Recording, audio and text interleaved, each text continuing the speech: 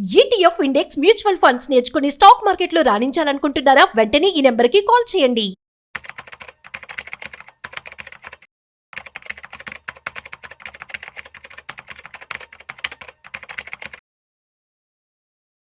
నమస్తే, welcome to Vishnu talks. నేను విష్ణు. ప్రస్తుతంతో పాటు senior stock market analyst Sundararamareddy గారు ఉన్నారు. సార్తో మాట్లాడదాం.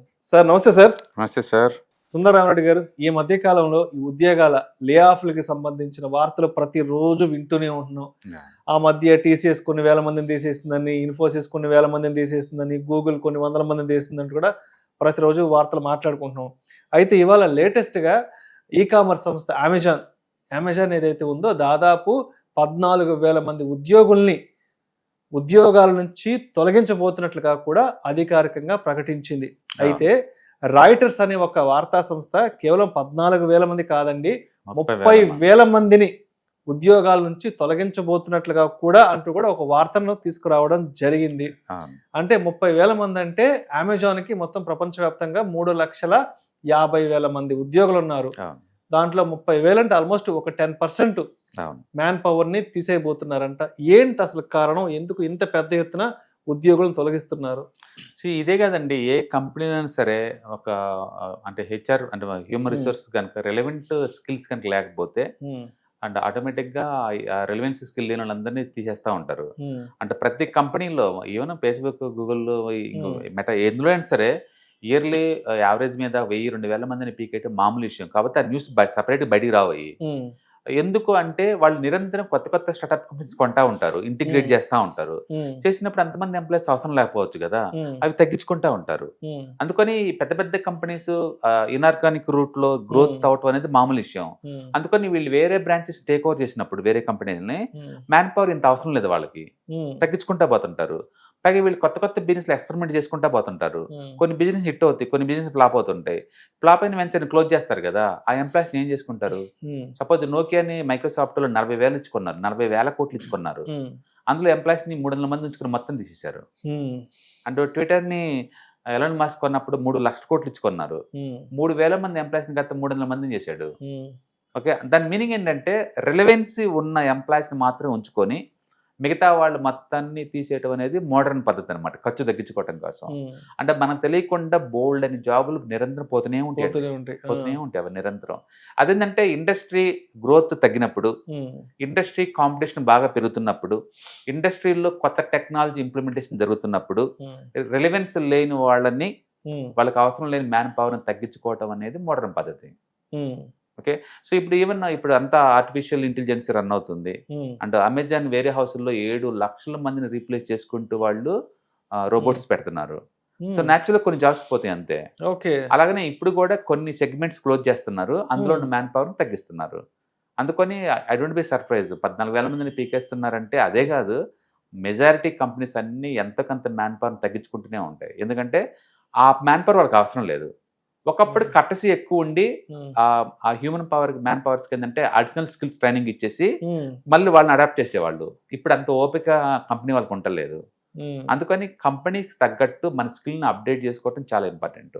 అంతెందుకు ఐటీలో ఇప్పుడు ఈ రోజు ప్రాజెక్ట్ ఏదైనా ఉందనుకోండి, ఆ టెక్నాలజీ ఆ ప్రాజెక్ట్ లేదనుకోండి, నీకు 2 months టైం ఇచ్చేసి ఇంకో టెక్నాలజీ నేర్చుకోమంటారు. బెంచ్ లో పెడతారు. ఇంత ముందులో బెంచ్ అంటే 1 year కూర్చోబెడతా, ఇప్పుడు జస్ట్ 2 months లేదా 3 months అంటే. ఇప్పుడు అసలు బెంచ్ అనే మాట ఎక్కడ లేదు సార్. లేదు, ఎందుకంటే కాస్ట్ కటింగ్ లో పార్ట్ అయిపోయింది అది. ఇంత ముందులో కూర్చోబెట్టి మేము ఇవ్వదలుచుకోలేదు. అందుకని ఇంత ముందు SAP లో వర్క్ చేస్తాం అనుకోండి, ఇప్పుడు Oracle నేర్చుకోమంటున్నారు విత్ ఇన్ 3 months కే. ఉంటే నీకు క్లయింట్ ఇంటర్వ్యూ పెట్టిస్తాము, స్కిల్ అప్గ్రేడ్ చేసుకోవాలి, అర్జెంట్ బేస్ మీద చేసుకోవాలి. అందుకని ఏదైనా ఇప్పుడు ఇంత ముందులాగా స్లోగా ఉంటే కుదరదు, షార్ప్ గా ఉండాలి, రెలవెంట్ ఉన్న స్కిల్స్ మీ దగ్గర ఉండాలి, నిరంతరం అప్గ్రేడ్ అవుతా పోతుండాలి. ఒకప్పుడు నాకు గవర్నమెంట్ జాబ్ వచ్చింది, ఇప్పుడు నేను కలపను కూర్చుంటా అంటే వర్కౌట్ అవ్వదండి. అందులో పర్టికులర్గా ప్రైవేట్ ఇండస్ట్రీలో అసలుకే వర్కౌట్ అవ్వదు. నిరంతరం యూత్ లాగా పరిగెడుతూనే ఉండాలి. అంటే పర్టికులర్ వాళ్ళు జాబ్ బీకేసేటప్పటికి ఏంటంటే ఏజ్ కూడా 40 to 50 వస్తుంది, ఆల్మోస్ట్ 40 to 50 వస్తుంది. ఆ టైంలో ఫ్యామిలీ రెస్పాన్సిబిలిటీస్ పీక్ లెవెల్లో ఉంటాయి. కాబట్టి సేవింగ్స్ కనుక లేకపోతే అంటే సినిమా అవపడుద్దండి. ఇది రియల్ పెయిన్ఫుల్ ప్రాసెస్. సార్ ఇప్పుడు అంటే మీరు చెప్పినట్లుగానే ఇప్పుడు ఎక్కువగా కూడా పెద్ద మొత్తంలో లే ఆఫ్లు అయ్యే వాళ్ళంతా కూడా పెద్ద హైలీ శాలరీ ప్యాకేజీలు ఉండే వాళ్ళు ఎక్కువ లే ఆఫ్లు అవుతుంటారు.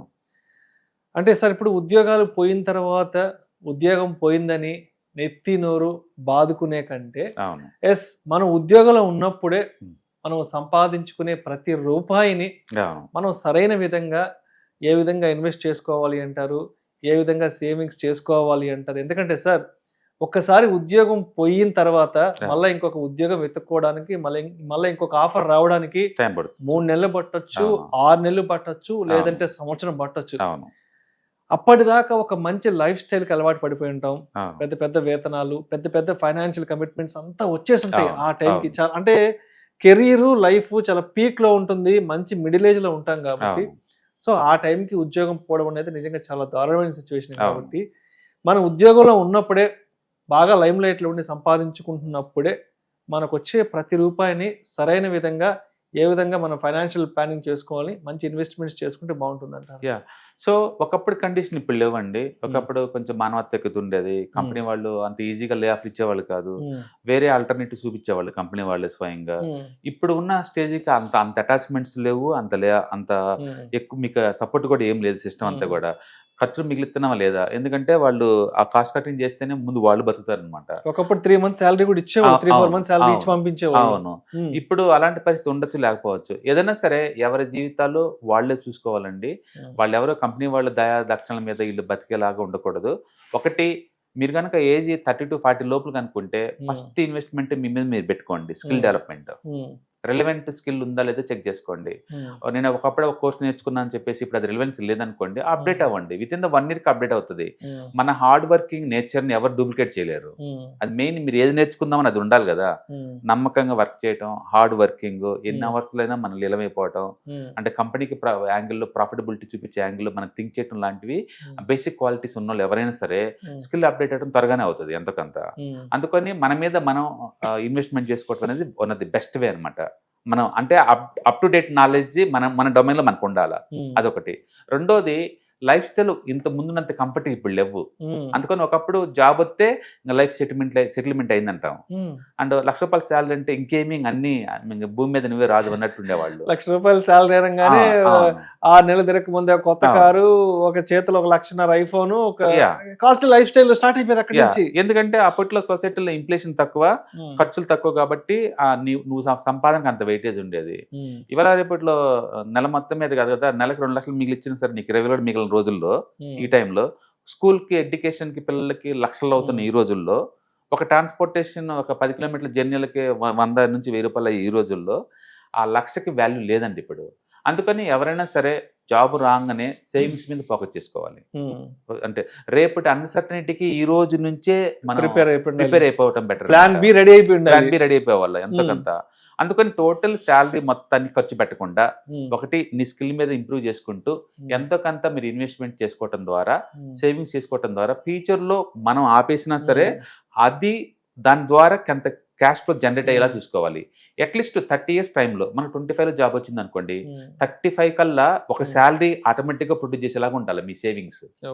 అలాంటి వాటిని తయారు చేసుకుంటే మన ఇంట్లో ఒక కొడుకులాగా అనమాట. ఇంకా మన ఒక పార్టీలో మన జాబ్ ఉన్నా సరే మన మన మన సేవింగ్స్ కనుక ₹1,00,000 జరిగింది అనుకోండి, నెలకు ఆటోమేటిక్గా 70,000 వస్తుంది కదా. లైఫ్ స్టైల్ సిటీలోనే ఎందుకు ఉండాలి, అవుట్స్కర్ట్స్కి వెళ్ళండి, ఖర్చులు తగ్గించుకోండి టెంపరీగా, మళ్ళీ మీకు స్కిల్ మళ్ళీ వేరే జాబ్ వచ్చేంత వరకు. కాబట్టి ప్యాసివ్ ఇన్కమ్ ద్వారా సర్వైవ్ అవ్వడానికి ప్లాన్ చేసుకోండి ఫ్యూచర్లో. ఎందుకంటే మీరు అవతలలో జాబులు ఇచ్చినా సరే మ్యాక్సిమం 60 వరకు ఎక్కువసేపు ఉంచుకోరండి. 60 వరకే, మళ్ళీ 60 నుంచి 19 దాకా సర్వైవ్ అవ్వాలి కదా వితౌట్ ఇన్కమ్. ఆ టైంలో నీకు కావాలి కదా. అందుకని వీటికి బెస్ట్ సొల్యూషన్ ఏంటంటే అసెట్స్ క్రియేట్ చేసుకోండి. ఖచ్చితంగా ప్రతి ఒక్కళ్ళు అసెట్స్ క్రియేట్ చేసుకోండి. మల్టిపుల్ ఇన్కమ్ స్ట్రీమ్స్ ఎన్ని చూసుకోండి. ఒక ఇన్కమ్ మీద హుక్ అవటానికి ట్రై చేయమాకండి. ఇంట్లో ఎంతమంది మ్యాన్ పవర్ ఉన్నారో అంతమంది వర్క్ చేయడానికి రెడీ అవ్వండి. ఒకళ్ళు వర్క్ చేస్తే 5గురు తినడం వర్కౌట్ అవ్వదు మోడర్న్ సొసైటీలో. అందుకని నీ టోటల్ శాలరీలో యావరేజ్ మీద ఒక 20 to 30% నువ్వు సేవ్ చేస్తున్నావు అంటే వీఆర్ టు సేవ్ చేయడనమాట. అందుకని సేవింగ్స్కి ఎక్కువ ఇంపార్టెన్స్ ఇవ్వండి. పర్టికులర్గా ఈ ఆర్టిఫిషియల్ ఇంటెలిజెన్స్ వచ్చి మిడిల్ మేనేజ్మెంట్ మొత్తం జాబులు కొడుతున్న ఈ రోజుల్లో ఎంత ఎక్కువ సేవింగ్స్కి మనీ కేటాయించుకుంటే అంత బెటర్. అంతే తప్ప సొసైటీని ఇంప్రెస్ చేయడానికో లేదా వేరే వాళ్ళని ఇంప్రెస్ చేయడానికో మీరు బారోడ్ మనీ పట్టుకొచ్చేసి ఇల్లు కొనాల్సిన కారు కొనాల్సిన అవసరం లేదండి.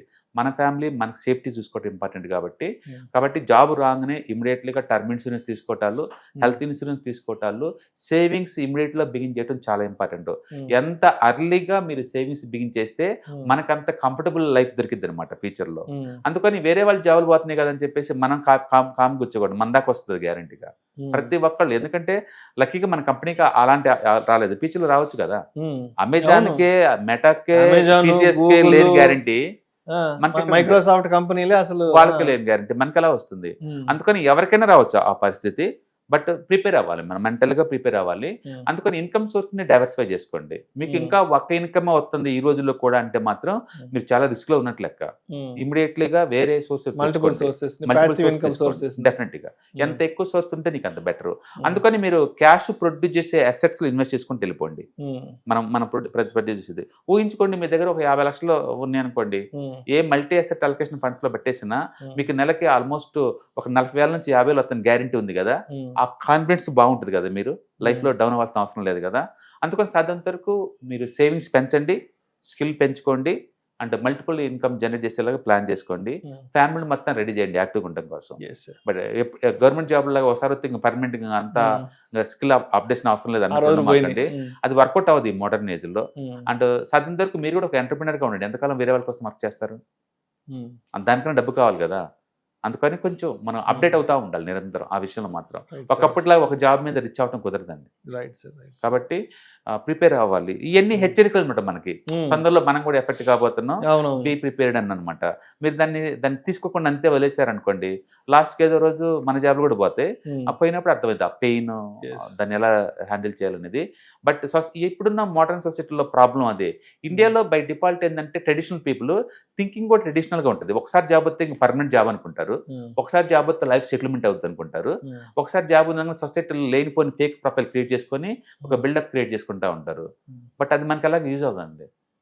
అందుకని ఫైనాన్షియల్ ఫ్రీడమ్ అంటే లైఫ్ డిస్కంఫర్ట్ అవ్వకుండా every month automatic 1 month salary ముందు రెడీ అవ్వటం, అలాంటి వాతావరణం క్రియేట్ చేసుకోండి సాధ్యంత వరకు ప్రతి ఒక్కళ్ళు. ఎండ్ ఆఫ్ ది డే మన ఫ్యామిలీ సఫర్ అవ్వకుండా చూసుకోవాలంటే మాత్రం ఖర్చులు తగ్గించుకోవాలా, సేవింగ్స్ పెంచుకోవాలా.